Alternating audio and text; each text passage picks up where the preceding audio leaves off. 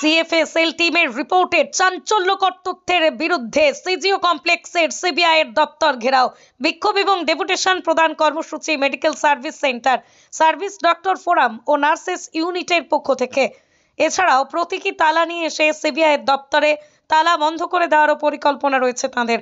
অন্যদিকে কাদম্বিনী ধর্ষণ ও হত্যাকাণ্ডের ঘটনায় তথ্য প্রমাণ লোপাটের অভিযোগে সিবিআইয়ের হাতে ধৃত আরজিকর মেডিকেল কলেজ এবং হাসপাতালের প্রাক্তন অধ্যক্ষ সন্দীপ ঘোষ ও টালা থানার প্রাক্তন ভারপ্রাপ্ত আধিকারিক অভিজিৎ মণ্ডলের বিরুদ্ধে চার্জশিট দিতে না পারায় গ্রেপ্তারির 90 দিনের মাথায় জামিন মুক্ত হয়ে যাওয়ার বিরুদ্ধে প্রতিবাদ জানাবেন তারা। আমরা এখানে medical service centre, service doctors forum ও নার্সেস ইউনিটি এবং অন্যান্য বিভিন্ন সংগঠন মিলে আজকে আমরা এখানে এসেছি, কারণ আজ গত 9 আগস্ট আরজিকর মেডিকেল কলেজে যে ভয়ঙ্কর নারকীয় হত্যাকাণ্ডের ঘটনা ঘটে গিয়েছে, তারপরে আমরা যারা ওখানকার জুনিয়র ডাক্তার, আমরা ওখানে গিয়ে আমাদের দেখে মনে হয়েছিল যে ওখানে যে ভাবে বডিটিকে রাখা হয়েছে এবং তার আশেপাশে যে ছবি, তাতে ওখানে তথ্য প্রমাণ লোপাটের ঘটনা ঘটেছে।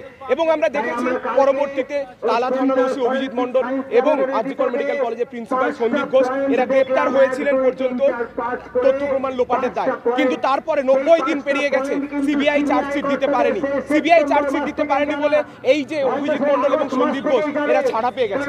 এরপরে গতকাল আমাদের হাতে একটা সেন্ট্রাল ফরেন্সিক ল্যাবরেটরির রিপোর্ট এসে পৌঁছয়, যে রিপোর্ট 11 সেপ্টেম্বর থেকে সিবিআই জানতো যে ওখানে ওই ঘটনা ঘটেনি, ওখানে তথ্য প্রমাণ লোপাটের ঘটনা ঘটানো হয়েছে। তা সত্ত্বেও তারপরে এত দিন কেটে গেলেও তারা কোনো রকম বন্দোবস্ত নেয়নি, তারা ঘটনার কোনো রকম দায়বদ্ধতা নেয়নি। এর ফলে কি ঘটলো?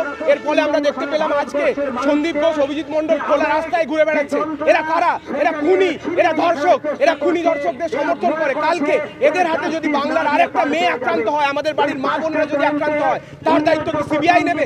আজকে আমরা এই প্রশ্নগুলো নিয়ে এসেছি।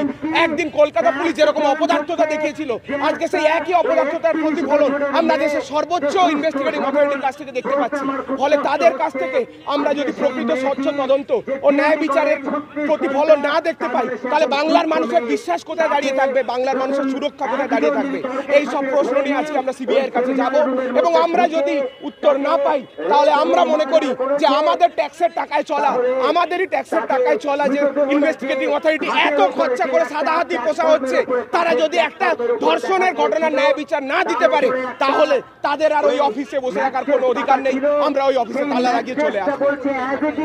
আমার নাম ডাক্তার সৌরভ রায়, আরজিকর মেডিকেল কলেজের আন্দোলনকারী জুনিয়র ডাক্তার।